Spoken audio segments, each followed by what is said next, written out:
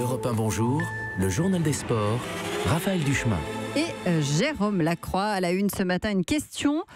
Reverra-t-on Neymar sous le maillot du PSG cette saison? Le doute est permis ce matin à l'écoute des dires du médecin qui doit opérer demain au Brésil. Le footballeur crack brésilien du PSG de sa blessure à un pied. Le docteur annonce 2 mois et demi à 3 mois d'indisponibilité parce qu'en fait de fissure à un os du pied, il s'agirait plutôt d'une fracture, dixit ce médecin. Révélation devant une foule de micros et objectifs à l'atterrissage à Rio de Janeiro hier soir avec un Neymar qui a filé ensuite en jet privé sur le littoral dans une maison de famille où il se repose.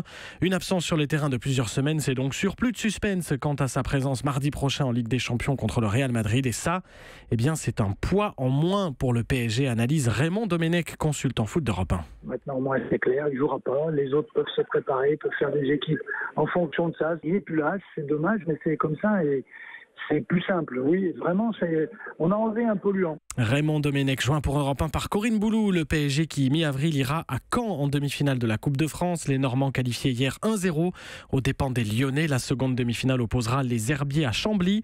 2 clubs de national. Il y aura donc un représentant de cette 3e division en finale le 8 mai au Stade de France. Le mot sport du jour. Hercule, c'est le Hercule des temps modernes et il est français. Kevin Mayer, 26 ans.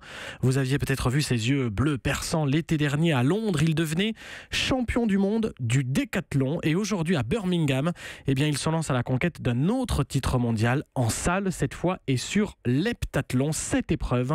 Jean-Claude Perrin, spécialiste athlétisme d'Europe 1, voit un Kevin Mayer largement supérieur à tous ses rivaux. Sur ce que je l'ai vu faire cet hiver, c'était franchement éblouissant. Pensez qu'il a battu son record sur les haies en vitesse. Il a fait surtout 5,60 à la perche et 7,48 au 100 longueur. Donc des bases de vitesse et de rythme qui font qu'il a tout ce qu'il faut pour gagner. Le handball et un peu plus de suspense en championnat de France. À 10 journées de la fin, les Montpelliérains restent leaders mais ne disposent plus ce matin que de 4 points d'avance sur leur dauphin du PSG après que ces Parisiens les ont battus hier soir 26-19 lors du match au sommet. Première défaite cette saison en D1 pour Montpellier. L'histoire du jour. Fourcade, président, comme le titre ce matin le quotidien L'équipe. Martin Fourcade, le biathlète quintuple médaillé d'or olympique, star des derniers JO d'hiver, a été choisi pour être l'un des visages de Paris 2024, nommé président de la commission des athlètes du comité d'organisation. Ce comité qui se réunit aujourd'hui pour la première fois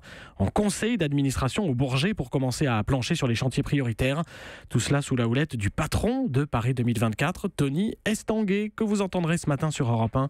Il est l'invité de Maxime Switek à 8h15. Merci Jérôme. C'était le journal des sports. Europe 1.